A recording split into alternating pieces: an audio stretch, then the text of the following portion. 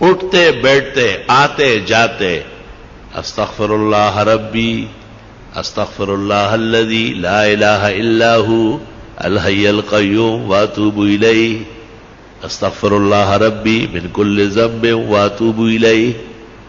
یہ پڑھا کرو جتنے استغفار آپ کو یاد ہے، بہت زیادہ پڑھو، کم پڑھنے سے نہیں کام چلے گا،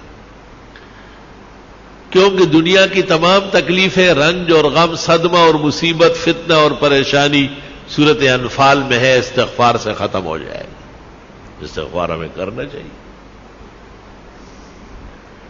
پیرانی پیر شیخ عبد القادر جیلانی نے ایک موقع پر لکھا ہے کہ جن کو استغفار کا پتہ ہے اور پھر وہ پریشان ہوتا ہے، فرمایا بہت بڑا کذاب اور جھوٹا ہے. یہ تو خدا کا فیصلہ ہے کہ آپ استغفار کریں، میں پریشانیاں دور کروں.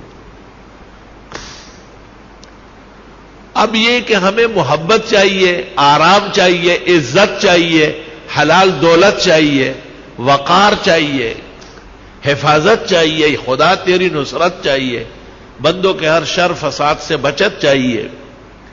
اس کا ذکر اللہ نے سورۃ نوح میں کیا ہے 29ویں پارے میں کہ یہ بھی استغفار سے ہو. لے سارا کام استغفار سے ہو رہا.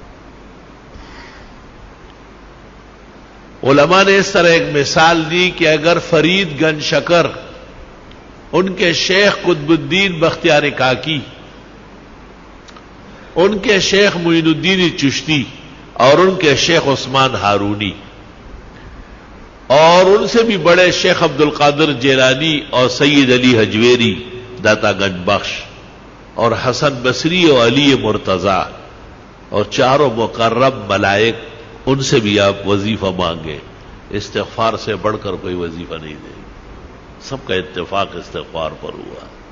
استغفر اللہ ربی من کل ذنب واتوب الیہ استغفر اللہ الذی لا الہ الا هو الحی القیوم واتوب الیہ. اب ایک آدمی استغفار کر رہا ہے اور وہ فائدہ محسوس نہیں کرتا تو قرآن تو سچا ہے، ہمارا ایمان ہے، اس میں کوئی کمی ہے نا. وہ عورت نے وہ چاند دیکھا ایسا چاند کی طرح، تو انگلی کے ساتھ کوئی چیز لگی تھی نامناسب، کہنے لگی چاند تو بہت اچھا لیکن بدبو آ رہی. بدبو تو آپ میں ہے، چاند میں تھوڑا ہی ہے. اب اپنے آپ کو اس معیار پر لانا ہے کہ ہمیں استغفار سے وہ فائدہ پہنچے جو اللہ تعالیٰ نے سورۃ انفال میں بیان کیا ہے. وما كان الله ليعذبهم وانت فيهم وما كان الله معذبهم وهم يستغفرون.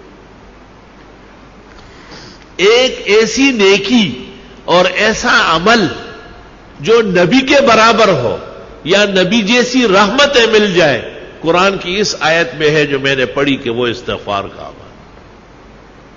یا تو نبی کی وجہ سے بچتے ہو یا استغفار سے بچت.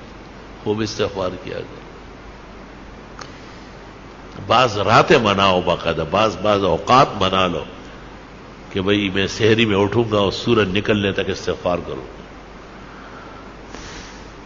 اور میں جمعے کی نماز کے لیے 2 گھنٹے پہلے آؤں گا، سورۃ کاف پڑھوں گا، 100 مرتبہ درود ابراہیمی پڑھوں گا، بس پھر جمعے تک استغفار کروں گا. جمعے میں اتنا ٹائم نہیں ہے، چلو عصر سے مغرب صحیح ہے، مغرب سے عشاء تک کچھ تو ادھر کنڈے زویا اور سوخو بویا، کچھ تو کرے آپ، اپنے آپ کو ذرا قیمتی بنائے. جتنی خوشیاں چاہیے، جتنے آرام اور راحت چاہیے، جتنی عزت چاہیے، اللہ تعالیٰ سورۃ نوح میں فرماتے ہیں فَقُلْتُ اسْتَغْفِرُوا رَبَّكُمْ، استغفار کرو وہ مل جائے گا، سب عطا ہو جائے گا. ہمیں بھی دعاؤں میں یاد رکھو، دینی مدرسوں کو بھی، طلباء کو بھی، اور یہ موجودہ پریشانیوں کو بھی، اور استغفار کی کثرت کرو. راتوں کو بستر پر جاتے وقت 33 دفعہ سبحان اللہ، 33 مرتبہ الحمدللہ، 34 مرتبہ اللہ اکبر پڑھا کرو. آج ہی بخاری شریف میں آ رہا تھا کہ حضرت فاطمہ آئی اور ام المومنین عائشہ کو کہا کہ حضرت غلام بانٹ رہے ہیں، مجھے بھی کوئی نوکرانی دے دے. جب حضرت آئے بتایا، انہوں نے کچھ کہے بغیر ان کے گھر گئے اور ان کو کہا بس رات کو یہ پڑھا کرو 33 مرتبہ سبحان اللہ 33 مرتبہ الحمدللہ، 34 مرتبہ اللہ اکبر.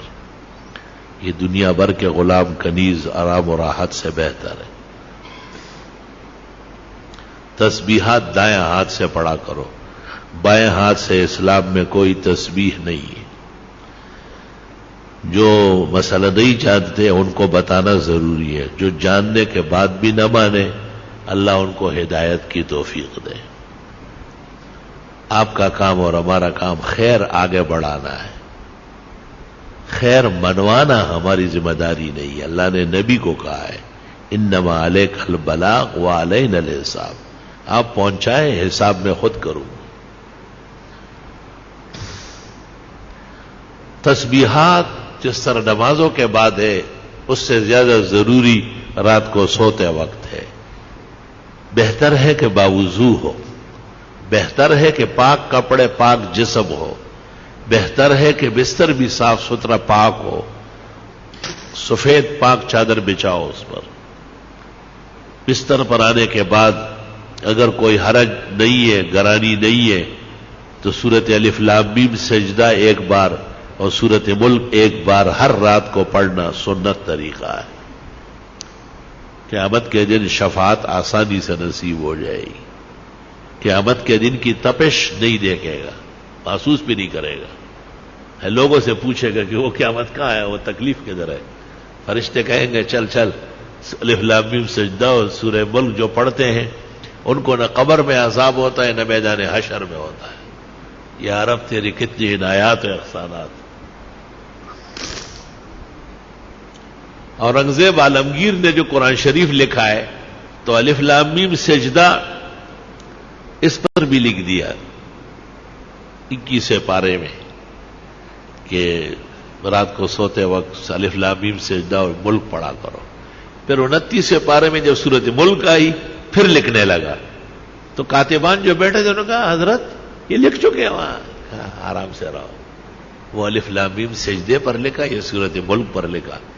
اور حدیث شریف لکھنے کے بعد لکھ فرمایا بس اورنگزیب کا یہی مقصد تھا کہ یہ لکھا ہوا قیامت تک رہ جائے، شاید کوئی عمل کر کے اور مجھے بھی قبر کے عذاب سے اور جہنم کے تپش سے اور قیامت کی پریشانی سے اللہ تعالیٰ نے نجات نصیب فرمائے. الحمدللہ رب العالمین. اللہم صلی وسلم علی النبی وعلی آلہ واصحابہ